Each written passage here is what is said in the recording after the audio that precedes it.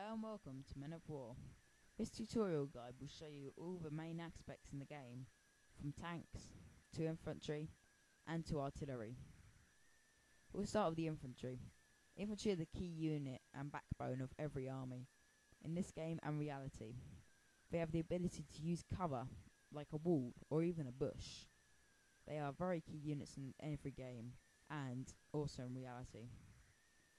They have a lack of speed as they have to run and energy can be lost doing this. But they do have the ability of using anything for cover. Like in reality, in this game they can use anything for cover. A destroyed tank turret to an empty house. They even have the ability to man houses. This means they can hide in the house until an enemy vehicle or enemy infantry unit are close by, then unleash their full firepower on them, using a surprise effect to easily kill them. They also have the ability of anti-tank grenades. These are high explosives, capable of destroying a tank with a single shot. The only problem is that you have to get very close to your target before you can throw. Some special units, like the Scout, even have the ability to take out an enemy with a single shot in complete silence. The Scout also has the ability to plant high explosives, or otherwise known as TNT, at the base of any structure. This can cause havoc among the back of enemy lines, and from personal experience, I know how much damage this can cause. In a blink of an eye, an entire artillery fortification can be gone.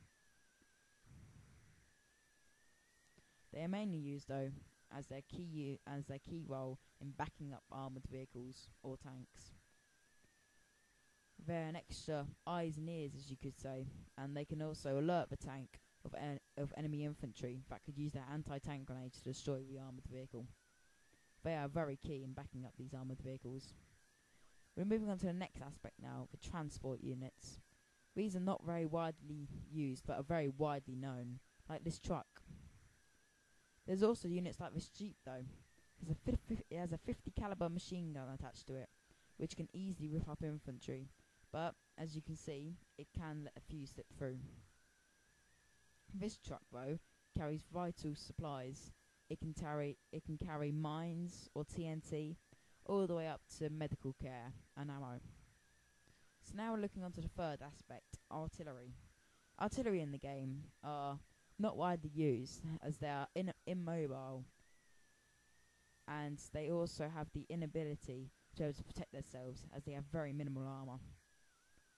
They are mainly best used hidden in bushes, as you can see from this unit to the top left, and they can wait until the key time to fire on an enemy tank, quickly destroying it and be able to kill the crew. But it also goes to a very highly upgraded version, like this mobile rocket launcher. It can fire across vast distances into enemy fortifications, and once these beasts let go of their payload, there's no stopping them. They'll destroy every single thing in their path. This fortification is easily destroyed by the rockets.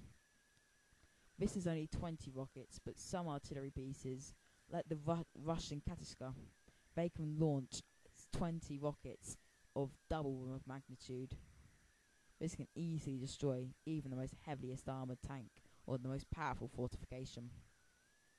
We're now looking on to one of the most key aspects of the game, tank warfare. These are two medium tanks. They are out of range of each other and cannot fire at each other. So this is where light tanks come into combat, the fourth aspect of the game. These are very weakly armoured units, but they have very high mobility. This means they can quickly get behind the unit, and with a single round can easily destroy the rear armour and cause the crew to panic.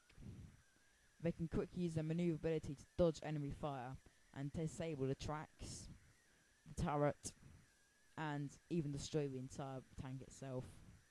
They are very key units in the game. They follow the bases of pretty much every tank in the game. They have a main cannon, machine gun generally, armour, and most have tracks. But in this Puma's case, it has 8 wheels instead. This would minimise its ability to go across harsh terrain, so other tanks with tracks would have the advantage, but it does mean that it can go a lot faster across roads or flat surfaces. But if they are left in the open, a larger tank could easily destroy it with a single shot. They are units only to be used by the experienced player. So now moving on to the medium tanks. It follows the same basis as the light tank, only more highly upgraded. It has a heavier gun. It has usually 2 machine guns, sometimes even a third one facing backwards. It has tracks and heavy armor. It can also even have protection over its tracks to stop enemy vehicles from being able to disable and immobilize the unit. But they do sacrifice armor on the top.